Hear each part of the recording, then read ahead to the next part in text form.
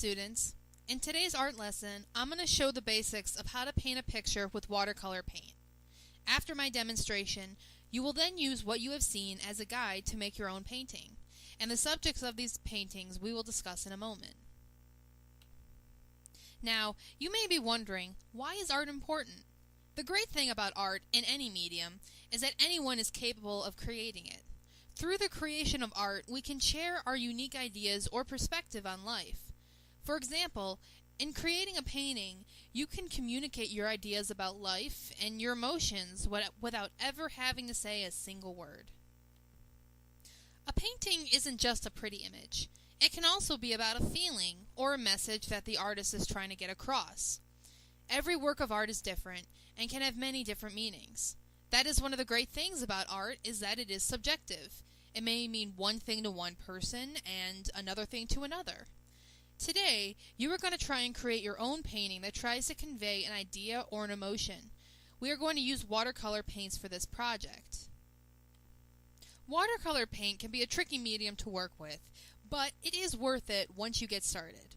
Before you start working, make sure to gather all of your supplies beforehand. You will need plenty of paper, paint brushes, a paint palette or an area to mix your paint, plenty of water to rinse out your brushes, paper towels to clean up messes, and a flat surface to work on. Also, make sure you aren't wearing any nice clothes while painting. Painting can be very messy, so be careful. When starting your painting, you may be wondering about what your subject can be. This is where you have creative control. Your painting can be of anything you desire, as long as it is appropriate, of course. Some artists like to paint objects they see in real life, while others prefer to create from images from their imagination. Choose whichever subject interests you the most. Now, with watercolor paints, one of the most important things is the water. How much water you add to the paint will determine how intense your color is. You can choose to have a small amount of water and have your color be really bright. Or you can add more water in order to lighten up your color to whichever degree you want. However, make sure you are controlling the amount of water you are putting on the paper. Too much water can actually soak the paper and even make your colors bleed into one another. If your colors end up mixing into one another on the paper, it can create a type of cloudy effect. If this wasn't the effect you were planning for, it can ruin any fine details you may have been trying to add to your painting. To solve this problem, you will have to dry your painting. A watercolor painting takes a lot of patience. You may find at times you are forced to let the paint dry until you can continue on working. One way to dry is to simply leave your painting out in the open. Over time, the air will dry out your painting. A faster way to do this is to use a hair dryer if you have it. Simply running the hair dryer over your painting can do wonders to help lessen the amount of drying time for it. Just be careful when using the hair dryer. If your paper is too wet, it may be possible to accidentally move the paint around on the hair dryer. A good way to avoid this problem is to just simply be careful. Patience goes a long way in painting.